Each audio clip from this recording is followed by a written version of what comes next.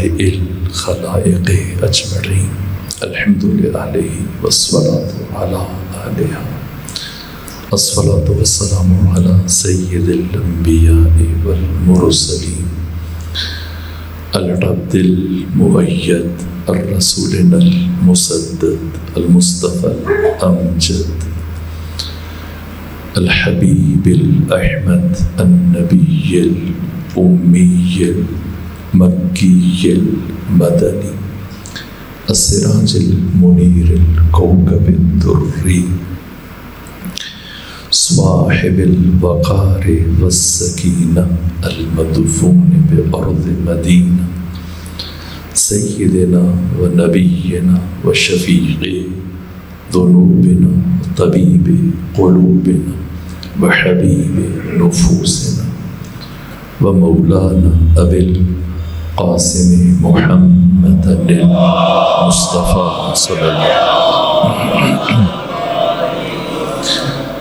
وأهل بيته الأطيبين الأطهرين الأنجبين المعصومين المظلومين ولعنة الله على أعدائهم ومنكري فضائلهم وغاصبي حقوقهم من جوع عداوتهم إلى الآن ومن الآن إلى قيام يوم الدين وبعد يوم الدين أما بعد فقد قال حق سبحانه وتعالى في القرآن بسم الله الرحمن الرحيم إن الله يأمر بالعدل والإحسان وإيتاء ذي القربى وينهى عن الفحشاء والمنكر والبغي يعظكم لعلكم تذكرون صلوات میری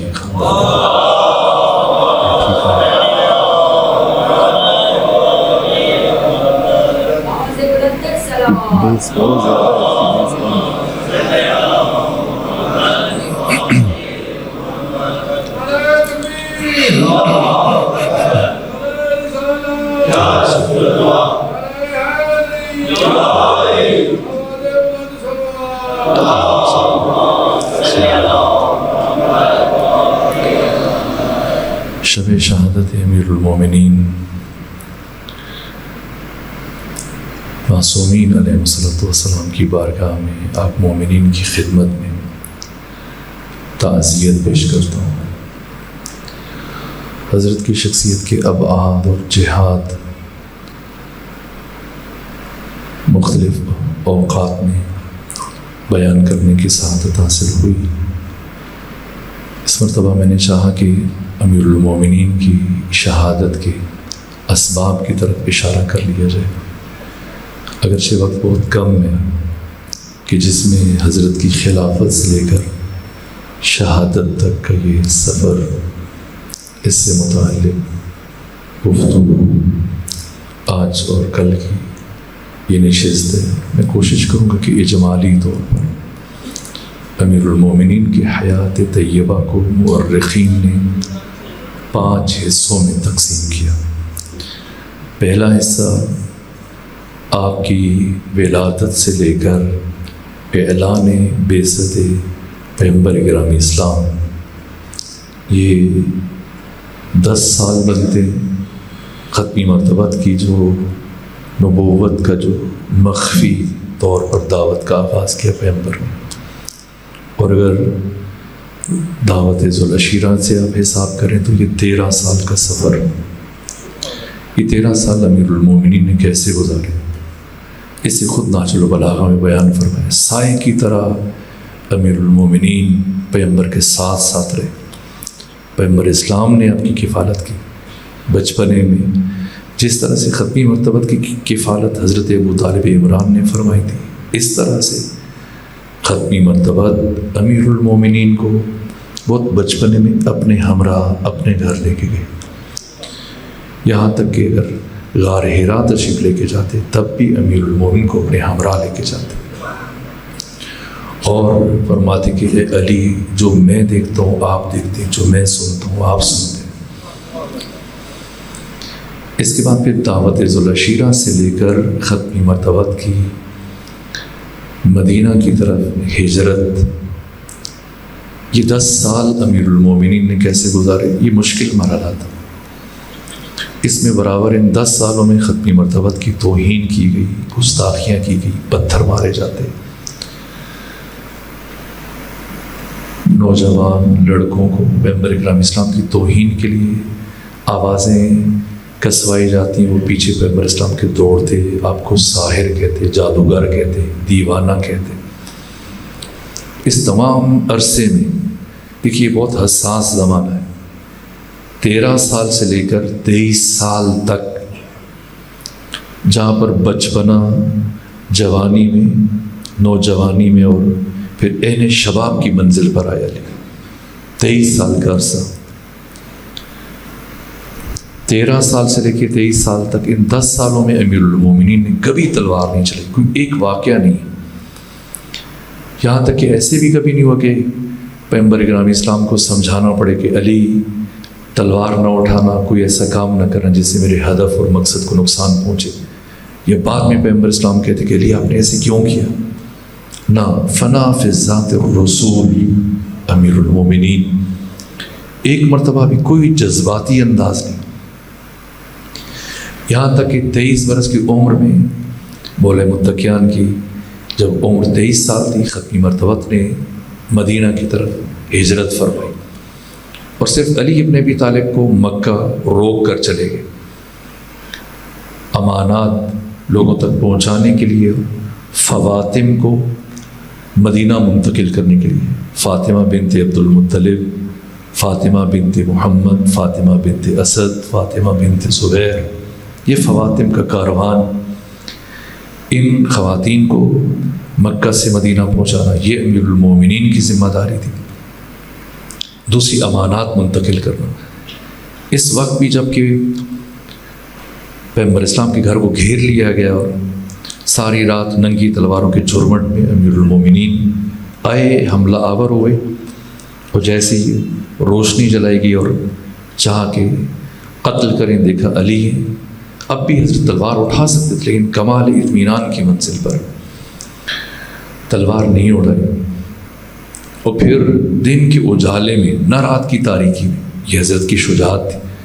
اب مکہ سے چلے، اور جب آپ مکہ سے چلے تو کفار قریش نے میٹنگ کی کہ پیغمبر تو پہلے چلے گئے، اب اگر علی بھی چلے گئے پھر تو پیغمبر کبھی ہمارے ہاتھ نہیں آئیں گے، علی کو گرفتار کرو، علی کو روک لو۔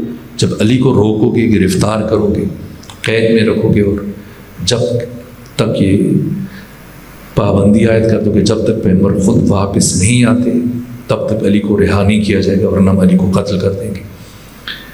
تو اب بہت سارے افراد، کچھ شجاع افراد کا انتخاب کیا گیا، اور انہوں نے تعاقب کیا امیر المومنین کا۔ کوئی دوسرا مرد آپ کے ساتھ نہیں ہے، صرف خواتین، فواتم۔ ایسے میں مکہ اور مدینہ کے درمیان ایک مقام پر جب ان افراد نے حضرت کا راستہ روکا، اور ان میں جو جناح امیہ کا غلام بہت طویل القامت تھا، قوی الجثہ تھا، اور اپنی بہادری میں اس کی مثالیں دی جاتی تھیں، اسے اپنے اوپر ایک بڑا غرور تھا، اعتماد تھا۔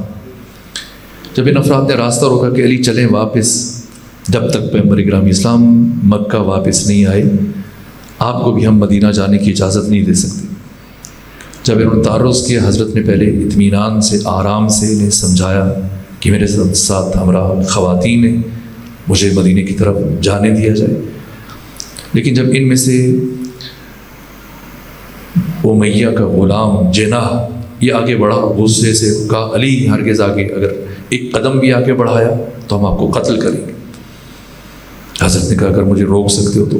اب تک زندگی میں مولا متقیان میں 23 سالوں میں آج تک تلوار نہیں چلائی، پہلی مرتبہ حضرت کا ہاتھ آپ کی تلوار کی طرف بڑھا، تلوار نکالی اور پہلے جناح نے وار کیا امیہ کے غلام نے، اور حضرت نے اس کے وار کو رد کیا، ایک اس طرح سے جست لگائی، وہ خود گھوڑے کی پشت پر کھڑے ہو گئے، اور کھڑے ہو کر جب ایک وار کیا جنا کے سر پر، اسے نیم وار 2 حصوں میں تقسیم کر دی، اور باقی جتنے افراد تھے سب کے سب سہم گئے، ڈر گئے، گھبرا گئے۔ اب تک کسی کو اس سے پہلے کسی کو اندازہ نہیں تھا کہ علی کی تلوار کی کاٹ اور علی کی شجاعت اور آپ کی جرأت اور آپ کی استقامت، خوف کی وجہ سے، ڈر کی وجہ سے سب پیچھے ہٹے اور اپنے گھوڑوں کو دوڑایا، واپس مکہ پہنچے۔ مکہ میں ہر گھر میں علی کی اس شجاعت کی داستان کو بیان کیا جا رہا تھا، یہاں تک کہ پھر 1 سال گزرنے کے بعد بدر کا معرکہ آیا۔ اب ظاہر ہے کہ ان واقعات کو بیان کرنے کا وقت نہیں، میں نے ان جنگوں کو بہت طول و تفصیل کے ساتھ بیان کیا۔ جنگ بدر کی کامیابی کی بڑی وجہ امیر المومنین تھے، یہ مستشرقین نے اعتراف کیا۔ اس کے بعد احد ہے، پھر خندق ہے، غزوہ احزاب ہے، اور غزوہ ذات السلاسل ہے، غزوہ بنو قریظہ ہے، غزوہ بنو نذیر ہے، خیبر ہے، حنین ہے، یہ تمام جنگیں سوائے غزوہ تبوک کے پیغمبر اکرم اسلام نے ان 82 معرکوں میں حصہ لیا اور کشتوں کے پشتے لگائے، شجاعت کے عظیم کارنامے حضرت نے دکھائے۔ اور ان 9 سالوں میں امیر المومنین نے پیغم مسلسل تلوار چلائی۔ اب میں آپ سے ایک سوال کرتا ہوں، 23 سال جو آپ نے مکہ میں گزارے، اس کے بعد 1 سال جو آپ نے مدینہ میں گزارا، یہ 24 سال، 24 سالوں میں صرف ایک فرد امیر المومنین کی تلوار سے قتل ہوا ہے، جناح امیہ کا غلام۔ اس کے علاوہ حضرت نے کبھی تلوار نہیں اٹھائی۔ اور اب 24 سال مکمل ہونے کے بعد جب علی ابن ابی طالب علیہ السلام نے 25ویں سال میں قدم رکھا، تو بدر میں جو 70 دشمن قتل ہوئے، 70 کافر قتل ہوئے، 70 میں سے 36 کو تنہا امیر المومنین نے اپنے ہاتھ سے مارا، اور باقی 34 میں بھی حضرت کی شمولیت ہے۔ عتبہ کو مارا، عتیبہ کو مارا، شیبہ کو مارا، حنظلہ کو مارا، ولید کو مارا، حاکم شام کے بھائی کو مارا، اس کے ماموں کو مارا، اس کے نانا کو مارا، نانا کے بھائی کو مارا، عقبہ بن ابی معیط کو قتل کیا، چن چن کر صنادین عرب کو۔ عام فرق پہ حضرت تلوار نہیں چلاتے تھے۔ اب آپ مجھے بتائیے کہ 25 سال کے علی میں اور 24 سال کے علی میں کیا فرق ہے؟ 25 سال کے علی میں اور 23 اور 22 اور 21 اور 20 سال کے علی میں کیا فرق ہے؟ جذبات کے اعتبار سے، قوت قلب کے اعتبار سے، شمشیر زنی کے اعتبار سے، استقامت کے اعتبار سے، شجاعت کے اعتبار سے کوئی فرق نہیں۔ یہ سب جوانی کی ایام، لیکن یہاں پیغمبر اکرم اسلام کو طائف میں لہو لوہان دیکھا اور پیغمبر اکرم اسلام کو اٹھا کے لا رہے ہیں، لیکن یہ نہیں کہ تلوار اٹھائے۔ پیغمبر اسلام کے جوتے خون سے تر ہو گئے، اتنے پتھر مارے گئے طائف میں، لیکن امیر المومنین نے تلوار نہیں اٹھائی۔ 24 سالوں میں صرف ایک واقعہ ملتا ہے، جو شجاعت 25 سال، 26 سال، 27 سال، 28 سال کی عمر میں، وہی شجاعت 24 سال، 23 سال، 22 سال، 21 سال، 20 سال کی عمر میں۔ اگر مولا متقیان کی 23 سال کی عمر میں وفات ہو جاتی، 24 سال کی عمر میں وفات ہو جاتی، کیا مورخ یہ بتا پاتا یا ہم یہ جان سکتے کہ علی کتنے بڑے شجاع تھے؟ تاریخ انسانی کے سب سے بڑے شجاع 24، 25، 26، 27 سال میں، اور 21، 22، 23 اور 24 سال، ان سالوں میں فرق نہیں ہے جذبات کے اعتبار سے، کیفیات کے اعتبار سے، لیکن یہاں پر اتنا کچھ برداشت۔ اگر 24 سال کی عمر تک حضرت کی وفات ہو جاتی، لوگ کہتے شاید علی کو تلوار چلانا نہیں آتی، یا 23 سال کی عمر میں، لیکن پھر 9 سالوں میں برابر 83 جنگیں لڑی، اور جو بھی علی کے مقابلے میں آیا بچ کے نہیں گیا۔ اس کا کیا مطلب ہے؟ اس کا یہ مطلب ہے کہ علی ابن ابی طالب علیہ السلام کی شخصیت ہرگز احساسات، جذبات اور عواطف کے ذریعے اثر نہیں ہے۔ علی کی شخصیت ان کی لامتناہی عقل کے ذریعے اثر ہے۔ جب حکمت اور عقل کا تقاضا ہے تلوار اٹھے گی، جب حکمت اور عقل کا تقاضا ہے تلوار نہیں اٹھے گی، چاہے پیغمبر اسلام لہو لوہان ہو جائے۔ کہیں علی علیہ السلام کی شخصیت میں 63 سالوں میں ہمیں ایک لمحے کے لیے بھی جذباتی پہلو نظر نہیں آتا. احساسات، جذبات، عواطف سے ماورا، بالتر، ایک ایسی شخصیت جو خود مجسم عقل ہے، سراپا عقل ہے. اور پھر پیغمبر کرام اسلام کی عمر 33 سال، مولا متقیان کی عمر 33 سال ہوئی اور پیغمبر کی رحلت ہوئی. یہاں پر چوتھے دور کا آغاز ہو رہا ہے جو 25 سالوں پر مشتمل ہے. اور ان 25 سالوں میں کیا کچھ ہو گیا. قیامت کا مرحلہ تھا جب سیدہ زہرا سلام اللہ علیہ کے رخسار اطہر پر تماچا لگا، دروازہ گرایا گیا، مولا متقیان کے گلو کے مبارک میں رسی ڈالی گئی. اس کے باوجود تلوار نہیں اٹھائی. یہ عجیب ہے. یعنی 9 سال مسلسل 83 جنگوں میں تلوار اٹھانے والے علی صرف چند مہینوں کے فاصلے کے ساتھ پیغمبر کی رحلت ہوئی اور چند ایک اغیار، چند بزدل افراد مولا متقیان کو اسیر کر کے گھر سے دربار تک لے کے جا رہے ہیں. تلوار نہیں اٹھی اور پھر برابر 25 سال علی کی تلوار نیام میں رہی. انسان سوچ سکتا ہے. اس کا مطلب کہ آپ کی شخصیت احساسات سے بالاتر، ماورا. اور پھر مسلسل 25 سال تلوار نیام میں رکھنے کے بعد 58 برس کی عمر میں دوبارہ جب برسر اقتدار ہوئے تو 59 برس کی عمر میں ایک کم 60 سال اب علی نے تلوار اٹھائی اور گشتوں کے پشتے لگا دی. 30,000 افراد علی کی تلوار سے قتل ہوئے. اس بات کو سوچئے گا. 9 سالوں میں 83 جنگوں میں مسلمان اور کفار کے کشتوں کو ملائے میں نے گنا ہے کہ 800 سے کم افراد بن رہے، 1000 پورے نہیں ہو رہے. 83 جنگوں میں مولا متقیان کے ہاتھ سے قتل ہونے والے افراد کی تعداد 800 سے کم ہے. اور صرف جنگ جمل میں 30,000 افراد قتل ہو رہے ہیں. اس کے بعد پھر جنگ صفین، پھر جنگ نہروان، یہ تعداد پہنچ کر 1 لاکھ تک پہنچ جاتی. میں کوشش کروں کہ کل کی گفتگو میں اس فرق کو بیان کر سکوں. کیا وجہ؟ جہاں باقی جنگوں میں مولا متقیان بہت ہاتھ روک کر تلوار چلاتے تھے، نہ بھاگنے والے کا پیچھا کرتے تھے، نہ معافی مانگنے والے پر تلوار اٹھاتے تھے، لیکن ان جنگوں میں حضرت کی تلوار چلی. کیوں چلی؟ اس کی وجہ کیا؟ خود حضرت کی جو حیات طیبہ کا یہ چوتھا دور ہے، اس میں آپ نے حزب اختلاف کی حیثیت سے زندگی گزاری. پہلے مرحلے میں 28 صفر کو ختمی مرتبت کی رحلت ہوئی 11 ہجری کو، اور پھر عبداللہ بن عثمان بن عامر برسر اقتدار ہوئے اور 2 سال 3 مہینے 20 دن حکومت کی. اور اس کے بعد خلیفہ اول کی وفات ہوئی اور پھر خلیفہ ثانی کی حکومت کا آغاز ہوا اور 10 سال 6 مہینے 4 دن حکومت کر لی. تو ابو لولو فیروز نے حملہ کیا، 3 دن زخمی حالت میں بستر مرگ پر گزارے. یوں 10 سال 6 مہینے اور 7 دن یہ حکومت. ان میں آپ دیکھیے امیر المومنین کیا کوئی عہدہ قبول کیا؟ قضاوت کا عہدہ قبول کر لیتے، چیف جسٹس کا عہدہ قبول کر لیتے، یا وہ علی جو شیر خدا ہے، دوست دشمن سب مانتے. کسی جنگ میں آپ گئے ہو، خواہش کی ہو یا انہوں نے خواہش کی ہو کہ آپ جائیں. ایران کی طرف کسے بھیجا گیا؟ جنگ قادسیہ میں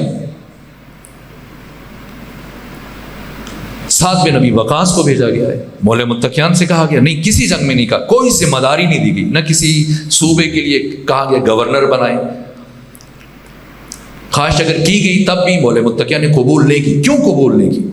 اس لیے کہ اگر مولا متقیان ان 25 سالوں میں کوئی ایک عہدہ قبول کر لیتے، قاضی القضات کا، چیف جسٹس کا عہدہ قبول کر لیتے، کسی صوبے کی امارت قبول کر لیتے، کسی جنگ کی امارت قبول کر لیتے، اس کا مطلب تھا کہ مولا متقیان اپنے حق سے ہاتھ اٹھا رہے، اپنی خلافت کی نفی کے مترادف تھی یہ بات. لیکن دوسری جانب اب جب کہ ختمی مرتبت کی رحلت ہوئی اور ایک حکومت برقرار ہوئی، مولا متقیان تلوار اٹھا سکتے تھے، نہیں اٹھائی. یہ بات اہم ہے. کیوں تلوار نہیں اٹھائی ہے؟ ہاں صرف زبانی احتجاج کیا ہے، انفرادی طور پر بھی. حزب حاکم کو اپنے گھر میں بھی بلایا، بعد میں خود دربار بھی تشریف لے کے گئے. اس کے علاوہ بھی مسجد نبوی میں صحابہ کرام کے درمیان مسلسل اعتراض کرتے رہے، اور حکومت کے درمیانی عرصے میں بھی اعتراض کرتے رہے. مشکل کیا تھی؟ مولوی متقیان اگر تلوار اٹھاتے کیا ہوتا؟ اسلام نابود ہو جاتا، اسلام ختم ہو جاتا. میں نے یہ بات کل آپ کی خدمت میں عرض کی تھی کہ آخر کیا ہوا کہ غدیر جیسے ناقابل فراموش واقعے کو امت نے فراموش کیا. ایک سوال ممکن ہے، آپ نہیں معلوم آپ کے ذہن میں آیا یا نہیں آیا، کہ 1.5 لاکھ افراد پیغمبر گرامی اسلام کی زبان سے سنے من کنت مولا فہذا علی مولا، اور اس کے بعد علی کے ہاتھ پر ہاتھ رکھ کر بیعت بھی کریں، اور پھر علی کا ساتھ نہ دیں اور دوسرے لوگ برسر اقتدار آ جائیں. یہ بات بہت اہم ہے، اس کو شہید باقر صدر نے بہت تفصیل سے بیان کیا، لیکن ہمارے پاس وقت نہیں ہے، میں آگے بڑھنا چاہتا ہوں اس لیے رک کے یہ جملہ کیا. ہر معاشرے میں تحول، انقلاب اور تبدیلی کا پیش خیمہ بننے والے چند ایک افراد ہوتے ہیں، خواص ہوتے ہیں جو انگلیوں پہ گنے جاتے ہیں. عوام الناس کو حکومتی مسائل سے کوئی تعلق نہیں ہوتا، اور یہ اتنی بڑی تعداد میں جو مسلمان ہوئے تھے پیغمبر کے آخری 2-3 سالوں میں مسلمان ہوئے تھے، اس سے پہلے مسلمانوں کی تعداد کم تھی. میں نے کل مثال دی، بہت سارے ایسے صحابہ کرام تھے. آپ یہ نہ کہیں کہ تمام اصحاب برابر تھے، تمام رسول برابر نہیں ہیں. تلک الرسل فضلنا بعضهم علی بعض، یہ رسول خدا فرما رہے قرآن مجید میں 3 پارے کا آغاز ہے. بعض رسولوں کو بعض پر فضیلت دی گئی. اصحاب بہت کم افراد تھے، انگشت شمار کے جنہوں نے اسلام کے معارف کو سمجھا، ختمی مرتبت کے بہت قرب میں رہے. اکثریت وہ جن کے بارے میں قرآن فرما رہے کہ پیغمبر اسلام کی صحبت میں گھنٹوں بیٹھنے کے باوجود جب اٹھ کر جاتے تھے تو کہتے تھے ما سا قالا انفا، ابھی رسول کیا کہہ رہے تھے. ذہنی سطح نہیں تھی.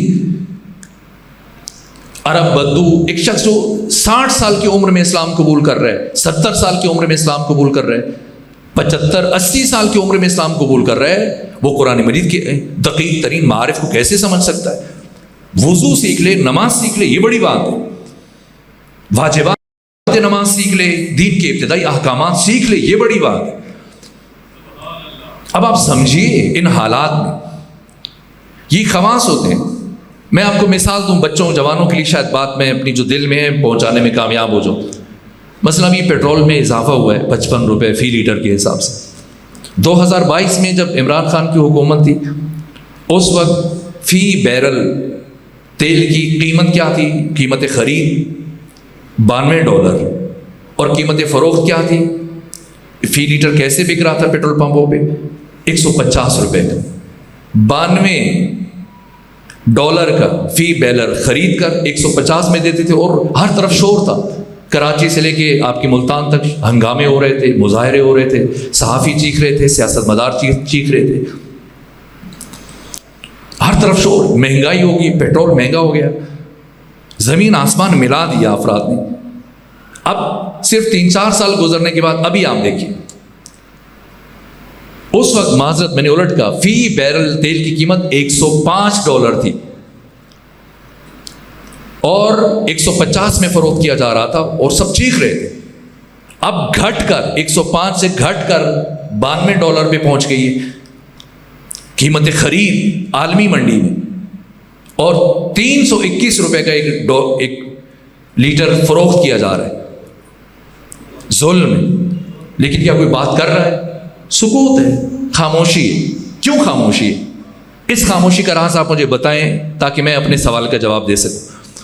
اس خاموشی کی وجہ یہ کہ عوام الناس کو زیادہ سروکار نہیں ہوتا ہے. ہمیشہ خواص ذہن سازی کرتے ہیں، اجتماع جتھے لوگوں کو وادار کرتے ہیں، مقابلے میں لے کے آتے ہیں، مظاہرے کرواتے ہیں. تو وہ افراد جو اس وقت بہت بول رہے تھے، چیخ رہے تھے، ظاہر ہے وہ زرخرید ہیں حکومت کی. اب کوئی صحافی بات نہیں کرتا، کوئی سیاستدان بات نہیں کرتا. یہ معاشرے میں خواص کا کردار ہوتا ہے. اگر خواص اچھے ہوں تو نظام اچھا ہو جاتا ہے، اگر خواص اچھے نہ ہوں تو نظام ایک برا نظام، اس کی حکومت آ جاتی ہے. عامت الناس ان کا کام ہوتا ہے کسی کے پیچھے چلنا، اچھے برسر اقتدار آئیں گے وہ اچھوں کے پیچھے چل پڑیں گے، برے برسر اقتدار آئیں گے وہ بروں کے پیچھے چل پڑیں گے۔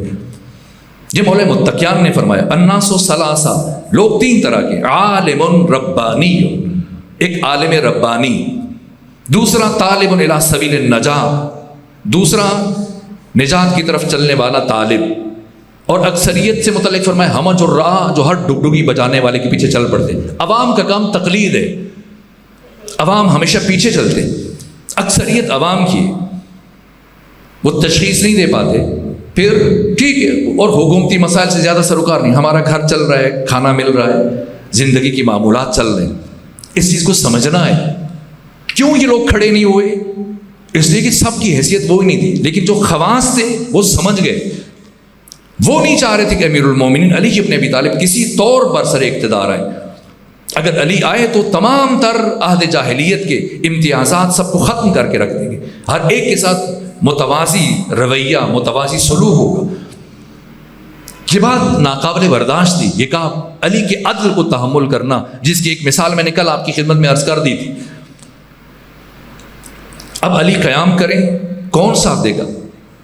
لوگوں کے لیے زیادہ فرق نہیں ہے کہ علی ابن ابی طالب حکومت کریں یا عبداللہ بن عثمان بن عامر حکومت کریں، جو حکومت کرے فرق نہیں ہے۔ بہت کم لوگ ہیں جو اس چیز کو سمجھتے ہیں۔ اس لیے امیر المومنین نے توقف کیا، سکوت کیا، تلوار نہیں اٹھائی، لیکن ان 2 سال 3 مہینے اور 20 دنوں میں آپ کوئی ایسا دن ڈھونڈ کے بتائیں کہ مولا متقیان نے حکومت کے اقدامات کے اوپر جہاں کوئی خرابی ہو رہی ہے تنقید کرتے تھے، جہاں غلط فیصلہ ہوتا ہے۔ ایسا نہیں کہ جیسے عام طور پر تصور پیش کیا جاتا ہے کہ حضرت بس وہ باغ میں وہ زمین کھودتے رہتے تھے اور کھجورے لگاتے رہتے تھے، نہیں، ہر روز دربار میں کافی وقت گزارتے تھے حکومت کے فیصلوں پر کہ کہیں سنت رسول کے ساتھ عہد شکنی تو نہیں ہو رہی ہے، سنت رسول کی پائمالی تو نہیں ہو رہی ہے، حلال کو حرام میں تو نہیں بدلا جا رہا ہے، احکامات دین میں کوئی تغیر و تبدل تو نہیں ہو رہا ہے۔ اسی طرح سے دوسری حکومت 10 سال 6 مہینے 7 دن کہہ لیجیے یہ حکومت ہے۔ اس میں جب بھی مشورہ طلب کیا جاتا ہے، اب مشورہ دیتے ہیں، اکثر جب فیصلے الجھ جاتے تھے، اب ان کی تعداد ہزاروں میں اہل سنت کے علماء نے مستقل کتابیں لکھی۔ جب بھی کوئی مسئلہ الجھ جاتا تھا کون حل کرتا تھا؟ علی ابن ابی طالب۔ حاکم وقت جب مشورہ لیتا تھا آپ مشورہ دیتے تھے۔ ایران جب حملے کا فیصلہ کیا دوسری حکومت نے، مولا متقیان نے کیا فرمایا؟ آپ کو نہیں جانا چاہیے۔ کیوں نہیں جانا چاہیے؟ حضرت بظاہر تو خوش ہونا چاہیے کہ ٹھیک ہے چلے جائیں، اگر وہیں پہ لڑائی میں آپ دیکھیں کہ مولا متقیان کتنی تکلیف سے گزرے، کتنی اذیت سے گزرے، آپ سنتے ہیں تاریخ کے اوراق پر یہ ساری چیزیں محفوظ ہیں۔ اب اگر وہ فرد خود خواہش کر رہے کہ میں چل جاؤں ایران میں اور چل کے جنگ لڑوں، اگر وہ جنگ کرتے ہیں اور جنگ میں مارے جائیں تو مدینہ خالی ہے، اور جب مدینہ خالی ہوگا تو لوگ کس کی طرف آئیں گے؟ علی کی طرف آئیں گے۔ اگر کسی نے سمجھنا ہو تو آپ دیکھ لیں، لوگوں کو جب بھی ان کے حال پہ چھوڑا جائے وہ علی کی طرف آئیں گے۔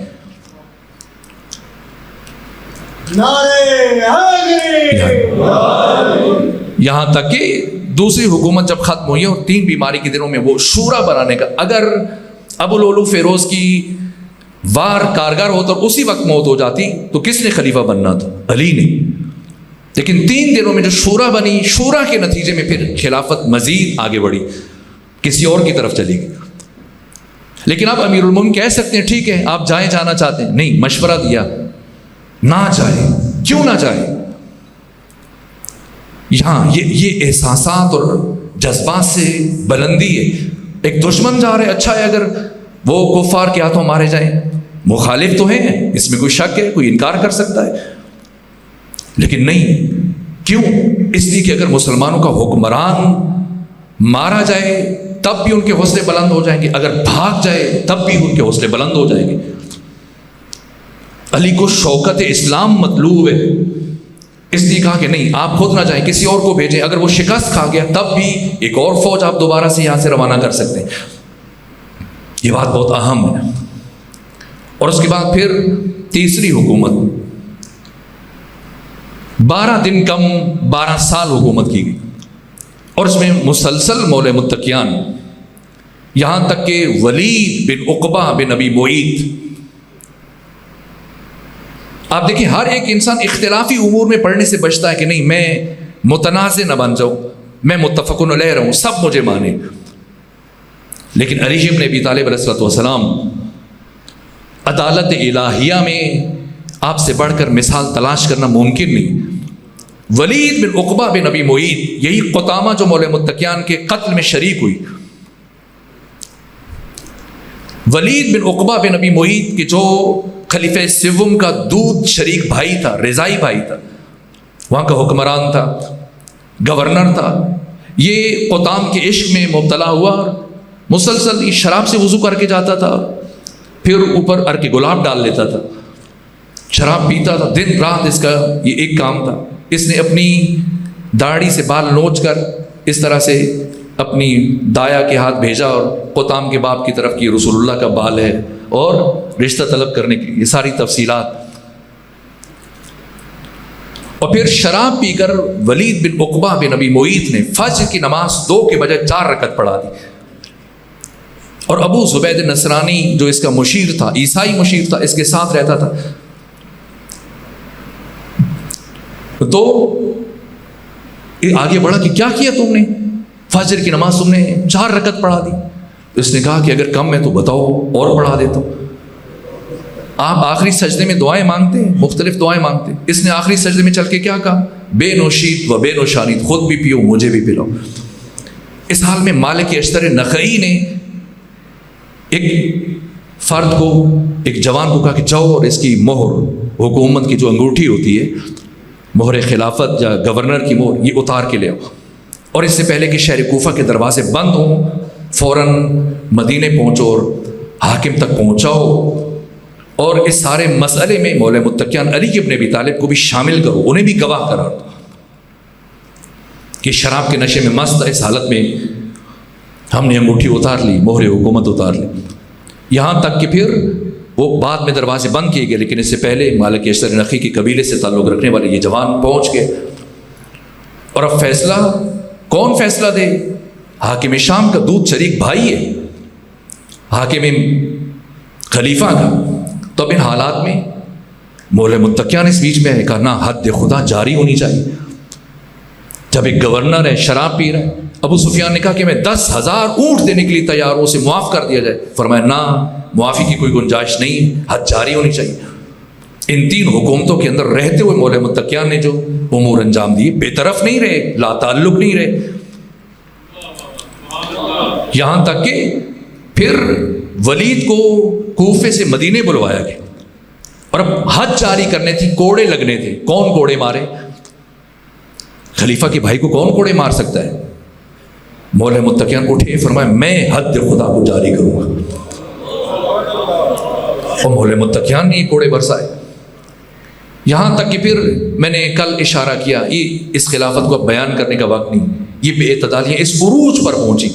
پھر یہی خواص اٹھ کھڑے ہوئے. عوام تو سہتے رہتے ہیں، ابھی 321 کا پیٹرول مل رہا ہے، 500 ہو جائے تب آپ کیا کر لیں گے؟ کچھ نہیں کریں گے، خاموشی سے صبر کریں گے. لیکن خواص جب طلحہ، زبیر، خود ام المومنین خلیفہ وقت کے رویے سے متاثر ہوئیں، ان کا وظیفہ جب کم ہوا سب بول پڑے. اور اب فضا ایسی بنی کہ خواص نے کہنا شروع کیا، چونکہ طلحہ کی خواہش تھی کہ انہیں بصرہ کی حکومت دی جائے، زبیر کی خواہش تھی کہ انہیں کوفہ کی حکومت دی جائے، لیکن خلیفہ سوم نے اپنے تمام جتنے بھی رشتہ دار تھے پوری اسلامی دنیا میں 3 بر اعظموں میں پھیلا دیے. سارے رشتہ دار پوری کی پوری بنو امیہ، جن سے متعلق مولوی متقیان نے تیسرے خطبے میں تفصیل کے ساتھ بیان فرمایا. یہاں تک کہ لوگ ایک مرتبہ بلبلا اٹھے. بصرہ سے لوگ اکٹھے ہوئے، کوفہ سے لوگ اکٹھے ہوئے، مصر سے لوگ اکٹھے ہوئے. مولوی متقیان نے ان ہزاروں لوگوں کو سمجھایا، سالس بنے، انہیں راضی کیا، واپس بھیجا. حاکم سے کہا کہ آپ ان کے سامنے مسجد نبوی میں کہیں کہ میں اپنے ان چیزوں کو دور کروں گا اور تمہارے ساتھ عدالت کا رویہ اپنایا جائے گا. لیکن بعد میں جب وہ جا رہے تھے تو مروان بن حکم اس نے جو جعلی مور بنوائی ہوئی تھی وہ مور لگا کر ان افراد کے جو بڑے تھے، اکابر تھے، ان کے قتل کا حکم نامہ جاری کر دیا. اور وہ خط راستے میں جب دوبارہ کھلا پتہ چلا تو اب یہ لوگ بپھرے ہوئے واپس آئے. اب انہیں کنٹرول کرنا ممکن نہیں تھا. مولا متقیان نے آخر وقت تک کوشش کی. امام حسن زخمی ہو گئے, امام حسین زخمی ہو گئے, مولا متقیان کی باقی فرزندان زخمی ہو گئے. لیکن یہ افراد, اتنا بڑا اجتماع جو مصر سے تھے, کوفہ سے آئے ہوئے ہزاروں افراد, یہ راتوں رات اس طرح سے مہاجرین کی گھروں کی چھتوں سے گزرتے ہوئے خلیفہ سوم کے گھر میں اترے, اور سب نے اس طرح سے خلیفہ کو زخمی کیا, قتل کیا, اور پھر دفن تک نہیں ہونے دیا, اور 3 دن متواتر لاش کو گھسیٹتے رہے. اب ان حالات میں مولا متقیان کی حکومت شروع ہوتی ہے, اور 7 دن مسلسل انکار کیا. 18 ذی الحج 35 ہجری کو خلیفہ سوم کی قتل ہوئے, اور 25 ذی الحج 7 دن گزرنے کے بعد امیر المومنین نے حکومت قبول کی. اور جب حکومت قبول کی تو شرائط کے ساتھ, اور جو خطبہ دیا نہج البلاغہ موجود ہے, 6 سے 7 حصوں میں سید رضی نے آپ کے پہلے خطبے کو تقسیم کر کے الگ الگ ٹکڑے, فاستتروا فی بیوتکم لا تلم لائم الا نفسا ولا یحمد حامد الا ربا, الشمال والیمین مظلہ والصراط هی الجادہ, سائن سریع نجا وطالب بطیع رجا, ہلک من ادعا وخاب من افترا. یہ آفاقی خطبات ہیں حضرت کی گفتگو. اور پھر وہی اعلان کیا جو 7 دن مسلسل بات کہہ رہے تھے. لوگ سمجھتے تھے شاید جوش میں علی اس لیے کہہ رہے, لیکن جب جمعے کے خطبے میں, اپنے صدارتی خطبے میں اپنا منشور اعلان کیا, اب بنو امیہ پریشان ہو گئے. اب طلحہ و زبیر کو لگا کہ پہلے وہ پر امید تھے, خلیفہ سوم کے قتل میں سب سے زیادہ کردار طلحہ اور زبیر کا تھا, اور وہ تھے کہ جب یا حکومت ہم تک آ جائے گی, اگر علی تک گئی تب بھی علی ہمیں بصرہ کوفہ کی حکومت دے دیں گے. لیکن جب یہ حکومت لینے کے لیے گئے, حضرت سے ملاقات کی, پہلے حضرت بیت المال کا حساب کر رہے تھے, بیت المال کا چراغ جل رہا تھا. جیسے ہی ان سے گفتگو شروع ہوئی تو عمار یاسر سے کہا کہ یہ چراغ بجھا دے اور میرے گھر سے چراغ لے کے آئے. اور جب گھر سے چراغ آیا تو یہ تعجب سے پوچھتے ہیں, امیر المومنین یہ چراغ بجھا رہے ہیں, دوسرا چراغ لے کے آ رہے ہیں, جب چراغ جل رہا ہے تو جلتا رہے, اس چراغ کی تبدیلی کا کیا فلسفہ ہے؟ کہا پہلے میں حکومتی امور انجام دے رہا تھا, اب تم بزرگان کے ساتھ میں نے نجی بات کرنی ہے, اپنی باتیں ہم نے کرنی ہے, اس لیے میں بیت المال کا تیل اس میں صرف نہیں ہو سکتا. انہوں نے ایک دوسرے کی طرف دیکھا اور کہا جو علی بیت المال کی تیل چند لمحوں کے لیے جلانا گوارا نہیں ہے تو وہ ہمیں بصرہ کی حکومت دیں گے, کوفہ کی حکومت دیں گے.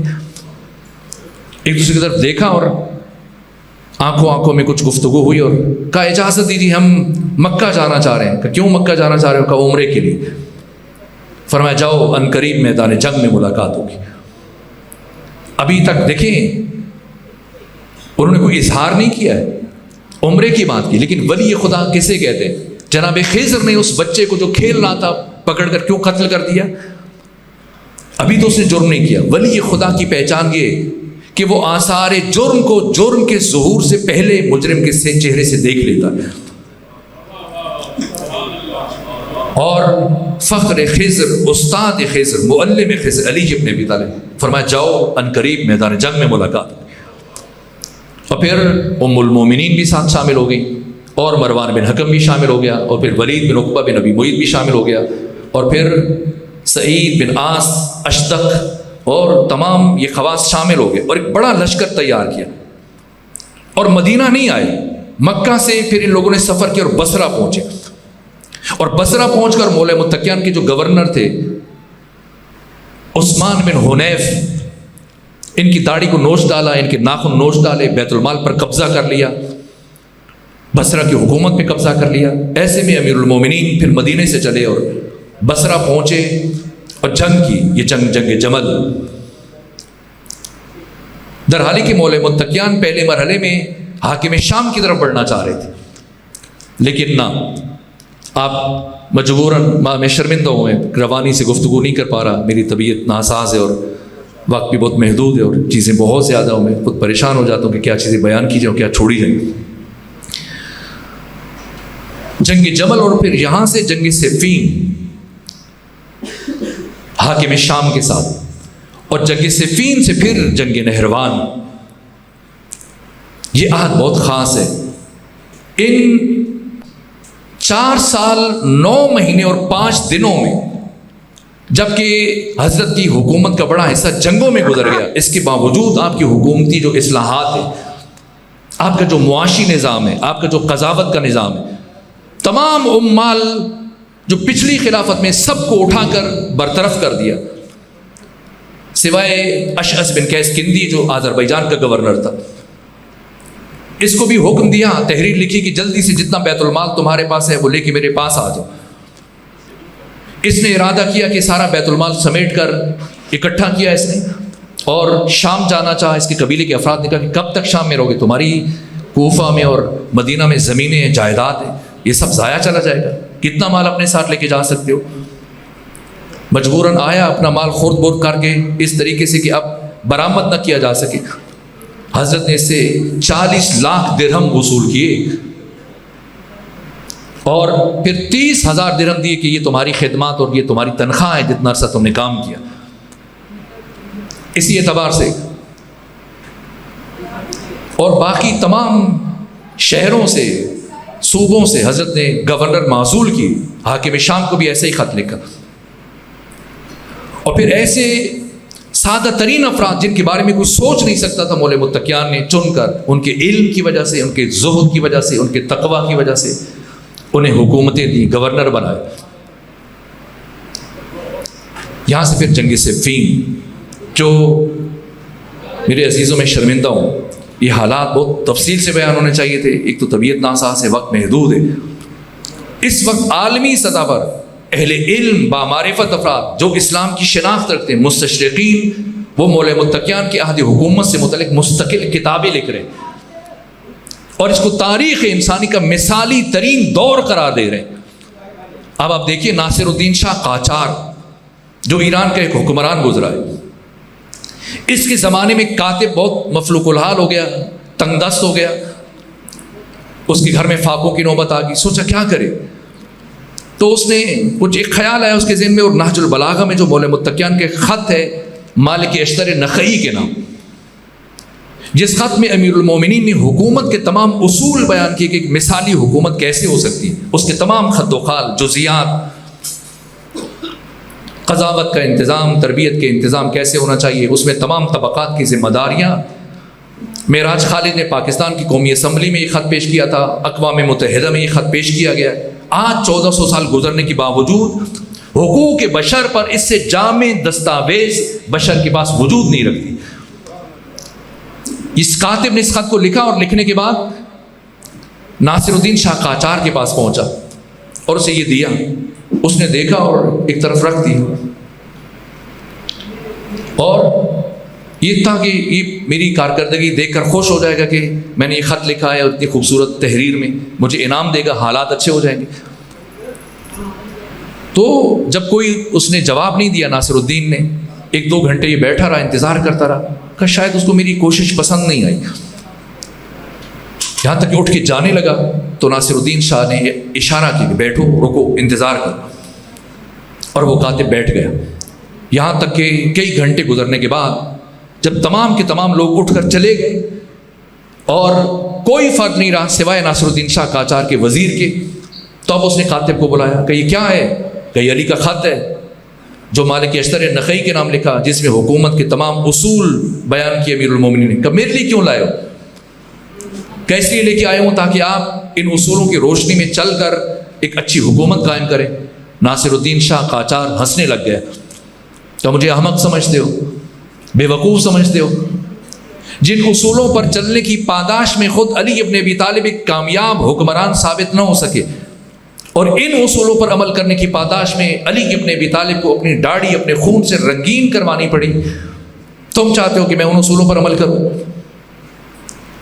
جب یہ بات ہوئی تو اس کاتب نے جرأت کر کے ناصر الدین شاہ قاجار سے سوال کیا، کہا ناصر الدین یہ بتاؤ کہ یہ جو بات تم نے اب مجھے کہی ہے تو چند گھنٹے پہلے جب میں خط لے کے آیا تو اسی وقت کیوں نہیں کہتے؟ اتنی دیر مجھے کیوں رسوا کیا؟ کیوں مجھے اپنے دربار میں بٹھا کے رکھا؟ کیوں مجھے انتظار کروایا؟ ناصر الدین شاہ نے کہا کہ تم یقیناً بے وقوف شخص ہو اور تمہاری حماقت میں کوئی شک نہیں۔ وہ یہ بات کہ جو میں اب تم سے کہہ رہا ہوں، اگر چند گھنٹے پہلے جب تم میرے پاس آئے تھے اس وقت کہتا تو کیا تمہارے خیال میں مجھے اس تخت پر کوئی بیٹھنے دیتا؟ یہ ایران یہ شیعوں کا ملک ہے، علی کے چاہنے والے ہیں، اگر یہ بات ان تک پہنچتی مجھے تخت سے اتار کر ذلخوار کر دیتے اور ابھی مجھے ایران کی گلیوں میں گھسیٹا جا رہا ہوتا۔ تو اس کاتب نے تاریخی جملہ کہا ناصر الدین پھر بے وقوف اور احمق میں نہیں ہوں بلکہ تو خود ہے۔ میں تمہارے لیے ایسے اصول لے کے آیا تھا جن پر چل کر علی ابن ابی طالب ایسے آفاقی حکمران ثابت ہوئے کہ 1400 سال گزرنے کے باوجود آج جبکہ ظاہری طور پر علی ہمارے درمیان موجود نہیں ہے تو میں علی کے خلاف ایک بات کہنے کی جرت نہیں ہو رہی ہے۔ اس کا مطلب علی کی حکومت جسموں تک محدود نہیں ہے بلکہ علی لوگوں کے دلوں پر حکومت کرتے ہیں۔ میں تمہارے لیے ایسے اصول لے کے آیا، واقعی یہ سرمدی اصول ہے۔ ان اصولوں پر چل کر علی وہ آفاقی حکمران بنے کہ آج کے متمدن مہذب مثقف معاشرے کے باشعور افراد اہل علم متوجہ ہو رہے ہیں۔ آپ خود دیکھیں جورج جرداق یہ عظیم الشان مسیحی، انہوں نے مولوی متقیان کے 5.25 سالہ عہد حکومت پر 5 جلدوں پر مشتمل ضخیم کتاب لکھی ہے، صوت العدالت الانسانیہ۔ باقی مولوی متقیان کی زندگی سے متعلق بات نہیں کی ہے، صرف آپ کے عہد حکومت کو کہا یہ دنیا کا بہترین عہد حکومت ہے۔ 10 سال خرچ کیے جورج جرداق نے اس کتاب کو لکھنے میں، اور جب کتاب لکھ چکے مسودہ تیار ہوا، اب یہ بیروت میں گئے مسلمان ناشرین کے پاس کہ وہ اس کتاب کو چھاپ دیں، تو کوئی مسلمان ناشر اس کتاب کو چھاپنے کے لیے تیار نہیں ہوا۔ پوچھتے یہ کیا ہے؟ کہ یہ میں علی ابن ابی طالب کے عہد حکومت سے متاثر ہوا، اس سے متعلق کتاب لکھی۔ وہ کہتے کہ آپ لے جائیے، ہم یہ کتاب نہیں چھاپیں گے۔ یہاں تک کہ مایوس ہوئے۔ یہ میخائیل نعیمہ، انہوں نے یہ جو نیا ایڈیشن ہے صوت العدالت الانسانیہ کے، اس کے آغاز میں یہ بات تحریر کی، کہا کہ جورج جرداق اپنے ایک عبادت گاہ میں، ایک چرچ میں چلے گئے اور پریشانی کے عالم میں بیٹھے، کیا کروں؟ 10 سال محنت کی ہے، خود میرے پاس اتنی رقم نہیں کہ میں اس کتاب کو چھپوا سکوں، اور میری یہ ساری کوشش ضائع چلی جائے گی۔ اس پریشانی میں بیٹھے تھے کہ میخائیل نعیمہ کہتی ہیں کہ اس چرچ کا عیسائی پادری وہ آیا اور کہا کہ جورج جرداق سے خطاب کیا کہ کیوں پریشان ہو؟ جورج جرداق نے سارا وقوع بیان کیا کہ میں نے 10 سال تحقیق کی، جستجو کی، ارک ریزی سے محنت کی، دنیا کے مختلف ملکوں کا سفر کیا، دن رات لائبریریوں میں گزارے، ایک ایسی تحقیق۔ میں سوچ رہا تھا کہ مسلمان خوشی خوشی اپنے ایک حکمران اور خلیفہ کی زندگی سے متعلق کتاب چھاپنے کے لیے تیار ہو جائیں گے، لیکن کوئی بھی مسلمان تیار نہیں ہوا، تو اب مجھے اپنی محنت ضائع ہوتی ہوئی نظر آ رہی۔ میخائیل نعیمہ کہتی ہے کہ اس عیسائی پادری نے کہا رکو اور میرا انتظار کرو، یہاں تک کہ وہ گیا اور پھر ایک تھیلی میں رقم لے کے آیا کہ جاؤ اس کتاب کو چھپواؤ۔ جورج جرداق نے کتاب چھپوائی اور معجزانہ طور پر اس کو اتنی پذیرائی ملی کہ چند دنوں میں وہ تقسیم کتاب چھپنے کے بعد بک گئی، اور جورج جرداق نے وہ ساری رقم جمع کی اور واپس اس پادری کو لوٹانے کے لیے آیا اور شکریہ ادا کرنے کے لیے آیا۔ لیکن میخائیل نعیمہ کہتی ہے کہ اس پادری نے وہ رقم لینے سے انکار کر دیا۔ تو جورج جرداق نے کہا کہ اس وقت میں پریشان تھا، مجھے سمجھ نہیں آ رہی تھی کہ جب مسلمان اپنے خلیفہ کی زندگی پر لکھی جانے والی کتاب کو چھاپنے کے لیے تیار نہیں ہے تو آپ کیوں کر تیار ہو گئے؟ بعد میں مجھے یہ خیال آیا تھا، لیکن اب جب کہ میری مشکل آسان ہو گئی اور میں نے کتاب لکھی، کتاب چھپوائی، بک گئی اور آپ کی رقم لے آیا، تو اب کیوں لینے کے لیے تیار نہیں؟ تو اس عیسائی پادری نے یہ جملہ کہا کہ جورج جرداق شاید آپ نے اپنی تحقیق کے دوران اپنے مکتب کی قدیم کتابوں کا مطالعہ نہیں کیا۔ اگر آپ اپنے مکتب کی عیسائیت کی قدیم کتابوں کا مطالعہ کرتے تو پھر اس طرح کی بات نہ کہتے کہ کیوں، کیا ایسی بات لکھی ہے جو میری نظر سے رہ گئی؟ کہا اگر آپ اپنی کتابوں کی طرف رجوع کریں گے تو ان میں یہ بات لکھی ہے کہ جب 36 ہجری میں علی ابن ابی طالب برسر اقتدار آئے تو اقلیتوں کا ایک وفد جس میں یہودی تھے، عیسائی تھے، غیر مسلم تھے، اجتماعی طور پر امیر المومنین علی ابن ابی طالب کے پاس گیا اور سب نے چل کے یہ مطالبہ کیا کہ علی پچھلے 25 سالوں میں خصوصاً آخری 12 سالوں میں ہم سے امتیازی سلوک روا رکھا گیا، ہمیں ہمارے بنیادی حقوق سے محروم رکھا گیا، آج ہم سب کے سب جمع ہو کر آپ کے پاس اس لیے آئے کہ آپ کی عہد حکومت میں ہمارے ساتھ ظلم نہ ہو، ناانصافی نہ ہو، زیادتی نہ ہو، ہمیں ہمارے حقوق سے محروم نہ رکھا جائے. کہ علی ابن ابی طالب نے اس وفد کے جواب میں صرف ایک جملہ کہا کہ چلے جاؤ اور اطمینان سے اس یقین کے ساتھ جاؤ کہ علی کے عہد حکومت میں کسی فرد کے ساتھ معمولی ظلم اور زیادتی نہیں ہوگی اور کسی کو اس کے حق سے محروم نہیں رکھا جائے گا. کچ اور جرداق اس دن علی نے کہا تو ایک جملہ، لیکن علی کی ان 5.25 سالہ عہد حکومت میں ہمیں جو حقوق میسر آئے، آج اپنی حکومتوں کے اندر رہتے ہوئے بھی حقوق ہمیں میسر نہیں ہیں. میں نے تم پر کوئی احسان نہیں کیا، میں اپنے محسن کے احسانات کو یاد کر کے شکریہ ادا کر رہا تھا. علی کی حکومت جو ازل سے لے کے ابد تک تمام زمانوں پر محیط ہے. امام زمانہ کی حکومت کیسی ہوگی؟ اگر کوئی جاننا چاہتا ہے علی ابن ابی طالب کے 5.25 سالہ عہد حکومت کا مطالعہ کرے. کوئی فقیر نظر نہیں آتا تھا، اس کے باوجود کہ علی کی حکومت کا بڑا حصہ جنگوں میں گزر گیا. کوئی بھیک مانگنے والا نظر نہیں آتا تھا.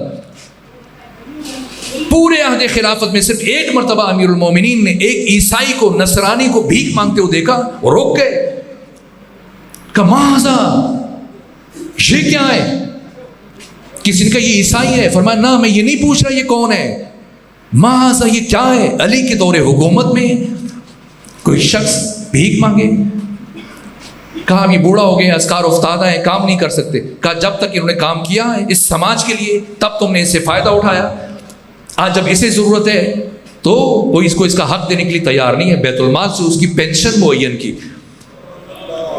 ڈھونڈنے سے کوئی فقیر نہیں ملتا تھا. ان 5.25 سال عہد حکومت میں ان تمام مگرمچھوں سے منو وزنی سونا حضرت نے پلٹ کر، جس طرح سے میں اشعث قیس کندی کی مثال دی، طلحہ، زبیر، باقی افراد، سب کا مال لے کر واپس مال البیت کو بیت المال بنایا.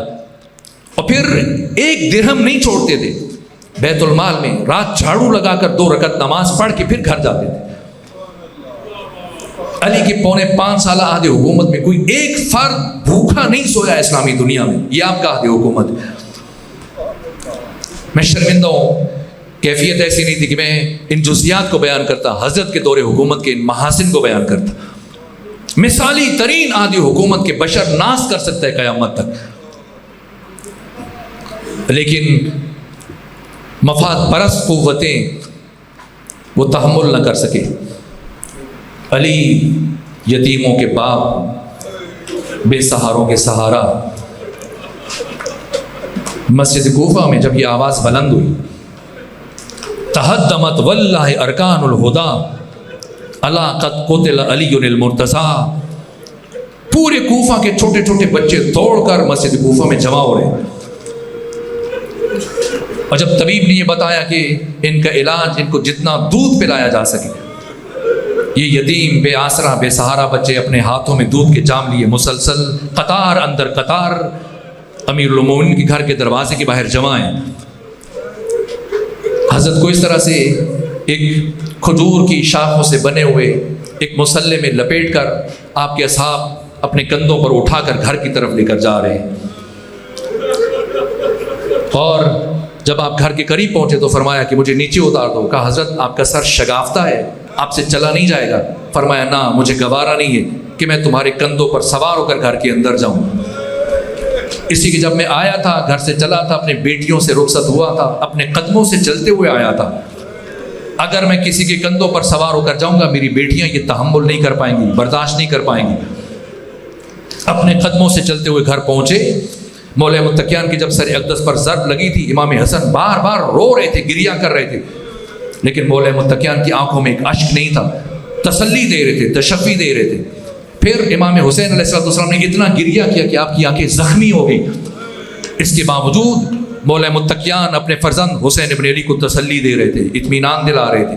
کوئی بات نہیں حسین، گریہ نہ کرے. یہاں تک کہ حسن کو، باقی فرزندان کو، ابو الفضل عباس کو، سب بچوں کو صبر کی تلقین کر رہے تھے. لیکن جیسے ہی گھر میں داخل ہوئے، میں نے رہبر عظیم الشان سید علی خامنہئی سے مصائب کے کلمات سنے اور مختلف کتابوں پڑھا. جیسے ہی گھر میں داخل ہوئے اور جناب زینب کبریٰ اور زینب صغریٰ کی نکاح مولا متقیان کے چہرے پر پڑی، ایک مرتبہ بیٹیوں نے بلند آواز سے گریہ کرنا شروع کیا. وہ علی کی جو اب تک امام حسن، امام حسین، باقی فرزندان کو منع کر رہے تھے، ایک مرتبہ مولا متقیان کی چیخ نکل گئی، اپنی بیٹیوں سے لپٹ گئے، کوہرام برپا ہوا. بس میرے عزیزوں، پھر آج کی شب کہ مولا متقیان اپنے فرزندان کو وصیتیں فرما رہے ہیں، اپنی ازواج کو وصیتیں فرما رہے ہیں. اس کے علاوہ کچھ اور عجیب کام انجام دے رہے ہیں مولا متقیان کہ بہت بعد میں پتہ چلا کہ ان کاموں کا راز کیا تھا. یہاں تک کہ امام حسین کو بلا کر آپ کے گلو ہوئے اطہر کے بوسے لے رہے ہیں، اپنی بیٹی زینب بنت علی کو بلا کر ان کے کلائیوں کے بوسے لے رہے ہیں، ابو الفضل العباس کے بازوؤں کے بوسے لے رہے ہیں، یہاں تک کہ امام علی زین العابدین سید سجاد کی آنکھوں کے بوسے لے رہے ہیں، اور فرما رہے ہیں کہ میرے بیٹے سجاد کو میرے سینے پر لٹا دیا جائے. پھر اٹھاتے ہیں، پھر آپ کی آنکھوں کا بوسہ لیتے ہیں. ایک مرتبہ آپ سے پوچھا جاتا ہے امیر المومنین کیا وجہ ہے، آپ بار بار ان آنکھوں کا بوسہ کیوں لے رہے ہیں؟ فرمایا یہ آنکھیں وہ دیکھیں گی جو تم میں سے کوئی اور نہیں دیکھے گا. الا لعنت اللہ علی القوم الظالمین وسيعلم الذین ظلموا أي منقلب ينقلبون.